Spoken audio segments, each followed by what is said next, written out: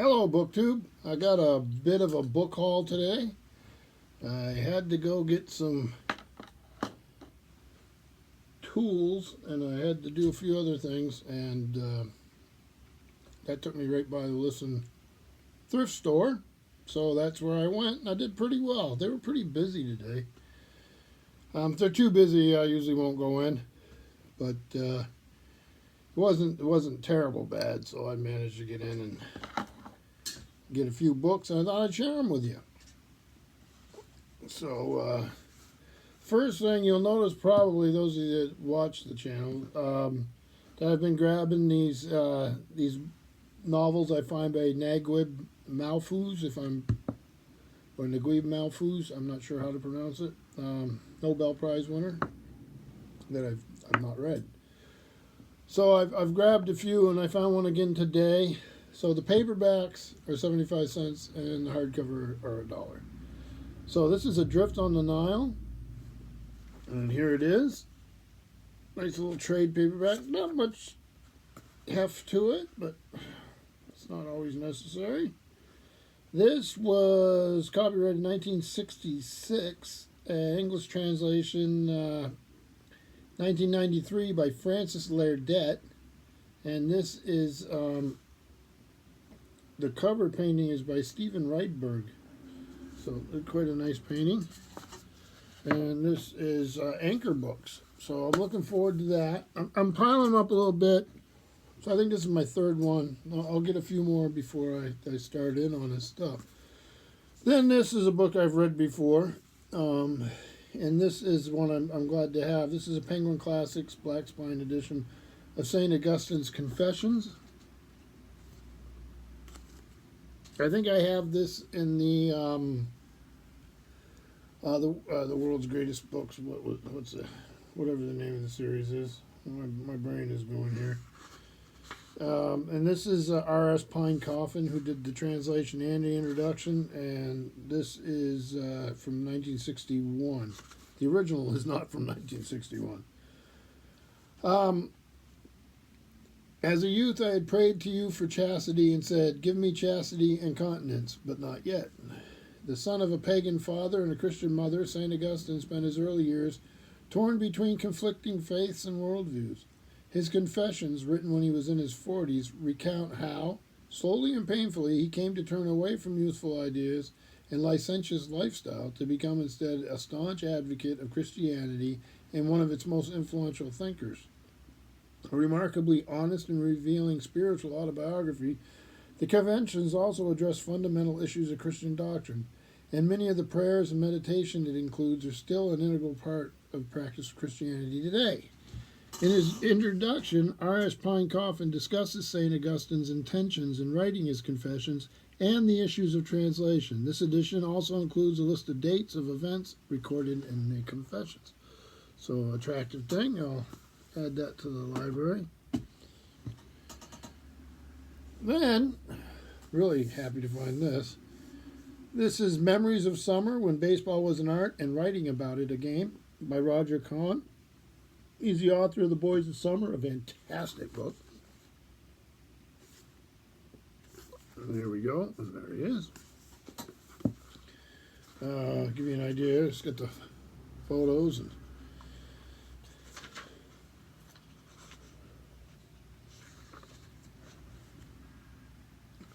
so let's see, this is Hyperion.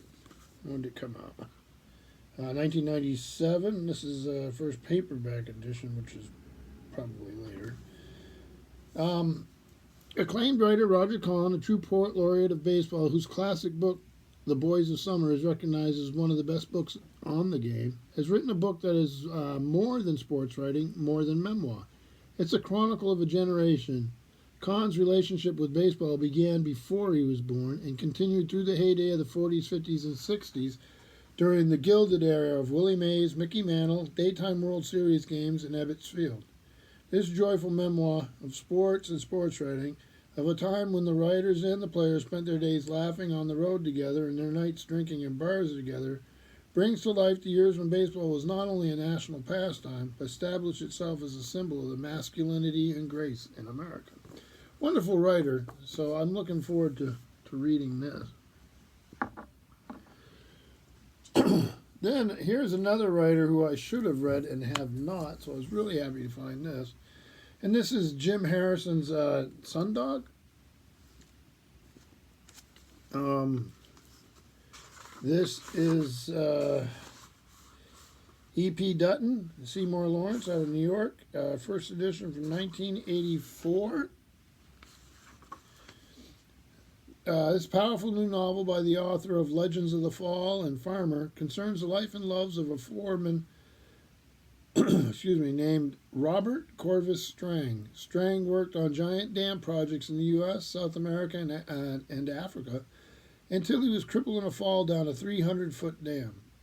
Now, as he tries to regain the use of his legs, he has a chance to reassess his life, and a blasé journalist who has heard of Strang's reputation in the field tries to draw him out about his various incarnations.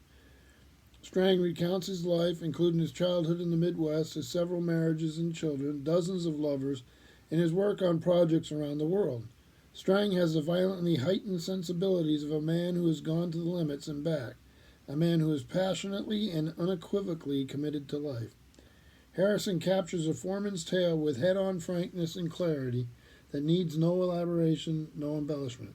This is a story as true and gripping as real life, and ultimately as victorious. And there's Jim Harrison in his younger day. So, yeah, I'm looking forward to this.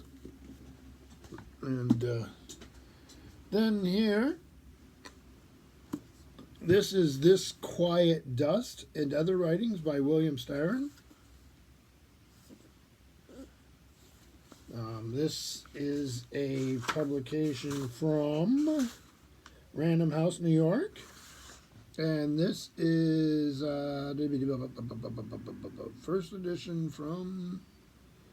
Oh, you have to give all the copyrights for the original stuff here. 1971, 73. That's another reprint. Geez, I'd be a week in here trying to figure out what day this particular volume came out. I'm not going to waste your time. In this, his first book of nonfiction, Pulitzer Prize-winning novelist William Styron enlarges on many of the themes he has dealt with in his fiction.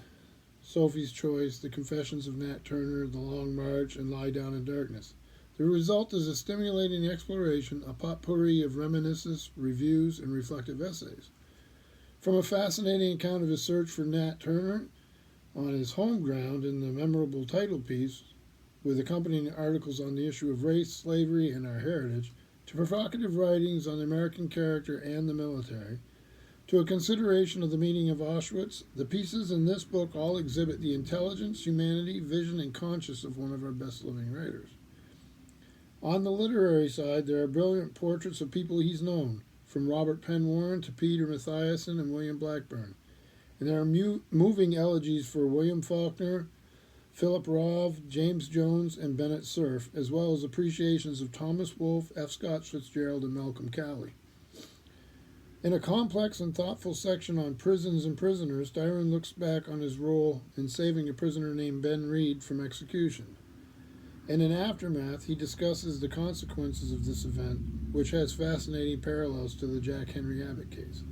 And finally, in the longest and most autobiographical part of the book, Styron reminisces about his youthful days at boarding school, the founding of the Paris Review, and the creation of his novels. This Quiet Dust, the work of a supreme stylist, is a thought-provoking collection which deepens our understanding of one of America's great writers. Thrilled to have it. We'll be thrilled to read it. Didn't know about it. Yeah. Good find there. One of the better finds of the day. Then this is a book I think I started, never finished, and I think the reason I never finished is because I was moving or changing jobs or doing something. I can't remember why. But this is Sophie's World, a novel about the history of philosophy. And it's by Justine Gardner, Farrar, Straus, and Giroux. It's translated by Paulette Moeller. And this is from 1994. So it's a nice hardback here. I think my original was a paperback. And it's a novel that utilizes philosophy in an interesting way. So, one day when Sophie comes home from school, she finds two questions in her mail. Who are you? Where does the world come from? Before she knows it, she is pondering all the great questions of Western philosophy, from the Greeks to Kant to Marx and Freud, with a mysterious mentor. But Sophie is also receiving a separate batch of equally unusual letters. Who was Hilda? And why does her mail keep turning up in Sophie's world? To solve this riddle, Sophie uses her new knowledge of philosophy, but the truth is far stranger than she could have ever imagined. Sophie's world is a mystery that unravels and demystifies the history of philosophy. This unorthodox novel will reawaken everyone's sense of wonder and curiosity about the meaning of life. Jostein Gaarder was born in 1952 in Norway and taught philosophy for many years. Sophie's World, his first book to appear in English, has been a bestseller in Scandinavia and Germany and is to be published all over the world, including France, Brazil, Russia, and Korea.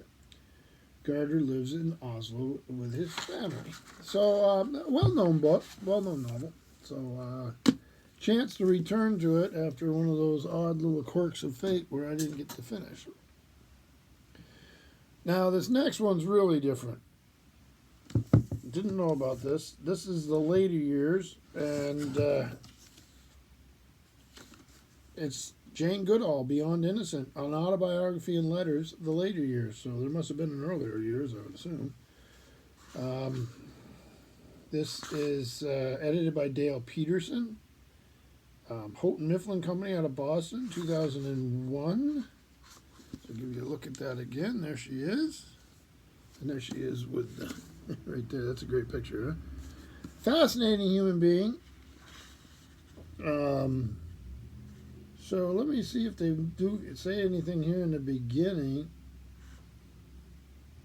I don't know. They have Visions of Caliban with Jane Goodall, so maybe that's the other one he did. I don't know. I'll probably say when I read the... So this is from 2001. Are there any images in here? Yeah, here we go. And here she is with Louis Leakey. Yeah, it's the second volume of Jane Goodall's autobiography and letters, covers the years of her greatest triumphs and her deepest tragedies. During this time, she made many of her most important discoveries about chimpanzee behavior, including the dark finding that they wage war and commit murder, just as humans do. She gave birth to a son, known to all as Grub, but her marriage to his father, Hugo van Leeuwenhoek, came to an end. When some Stanford University students working with her were kidnapped by guerrillas, she was thrust into international controversy. She fell in love with and married Derek Bryson. After surviving a plane crash with him, she realized that her life had been entrusted to her for a particular reason. A visit to an American research laboratory where chimps were injected with HIV made that reason clear, and she began to dedicate herself not just to understanding chimpanzee behavior, but to saving captive chimps as well as those in the wild. Derek's death was a terrible blow, but afterwards she threw herself even more relentlessly into the battle to save our closest relatives and to help repair the health of the planet. Africa in My Blood, told by a young woman forcing her life's work in the place of her dreams. Let me reread that. Africa in My Blood, told of a young woman finding her life's work in the place of her dreams. This one, Beyond Innocence, tells of the events that shattered many of those dreams and changed Goodall from a rather private observer to a public crusader. I need to find the first copy of this. I'll have to look it up and see if it's available. I didn't even know about these. I know about her, but I didn't know about this. So I was excited to find it. Then this is a book that I do know about. I believe I had in paperback. This is E.L. Doctorow, a novelist I really like. This is Lives of the Poets, a novella and 6 stories.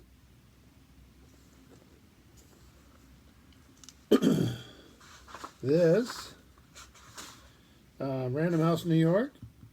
First edition from 1984. A young boy writes letters and signs them with the name of his dead father. A young woman is shot by a hunter in the field. A suburban schoolgirl dies in an exploding car. Realistic or dreamlike, brief or extended, set in the present or the past, these are the tense, poignant, oblique, and mysterious stories of E.L. Doctorow's Lives of the Poets. But they are a collection only at first glance. They are unified and illuminated beyond their initial and extraordinary impact by the novella that follows them, the story of the stories. In this astonishing title piece, Lives of the Poets, the imagined writer of the stories emerges from his work to depict his own mind unadorned, so to speak, by the strategies of fiction. At the top of his trade, the writer has left his home and his wife to make a retreat in a one-bedroom apartment in New York, Soho. Why he has done this, we are not immediately to know. But the images and themes of the stories he has composed have their source in the unsparing confessions of his obsessed, impassioned, memory-ridden mind. And I'll stop there. And there's Doctorow. Glad to have this again. And I will revisit that. And I got a graphic novel, something I don't know anything about, this particular one. It's a crime noir thriller from the creator of V is for Vendetta, David Lloyd, and it's called Kickback. Hardback thing. I don't think I've ever seen it before. Dark Horse Books. When did this come out? So, the publisher is Mike Richardson. The editor is Dave Land. Assistant editor Katie Moody. Let me see. Well, it's on blue paper, so for me to get the date is going to require a new set of eyes. But, let me see here. I'll give you an idea of the artwork without overdoing it here too much. Let me make sure whatever I put out there was not bad. Like I say, I haven't even looked at this thing.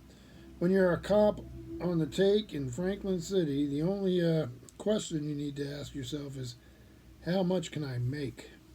But that's only if you can bury the feelings of guilt that claw their way into your skull as you keep bowing your head, to the crime lords.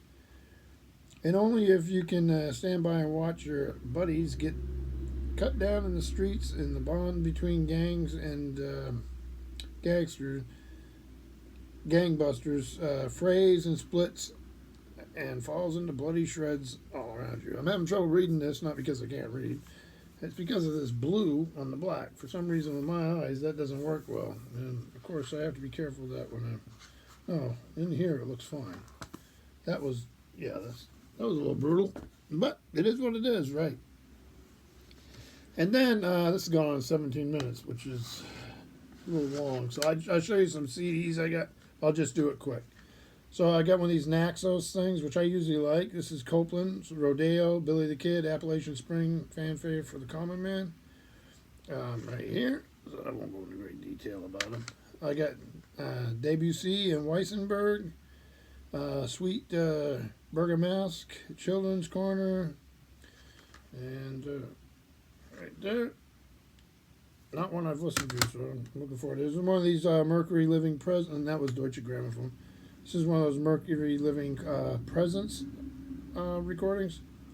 And it's Bartok and Dorothy. And look at that glare. And then Handel, Renee Fleming, who I love. The Orchestra of the Age of Enlightenment with Harry Beckett. I've got quite a few of her albums. And this one's got a little sticker on it I'll take off. But this is Pavarotti and Friends, and this is The Children of Liberia. I usually like these. There's been some controversy around some of them. John Bon Jovi, Spice Girls, Trisha Yearwood, Celine Dion, Stevie Wonder, The Corrs, Vanessa Williams, Zucchero, who I really like. Who else we got here? Natalie Cole. Yeah. It's not too bad. I'll show you the back so you can, if you want to pause, you can see who's there. So I was always a big Pavarotti fan. He was a complex human being at best, but who isn't, right? So that was the book haul. Pretty day out today, doing some yard work, doing some woodwork, having some fun. I got today off, so it's really nice. We had a great weekend, and I hope you're all doing well. And don't forget about Sagalong, Nial's Saga. Thank you, BookTube.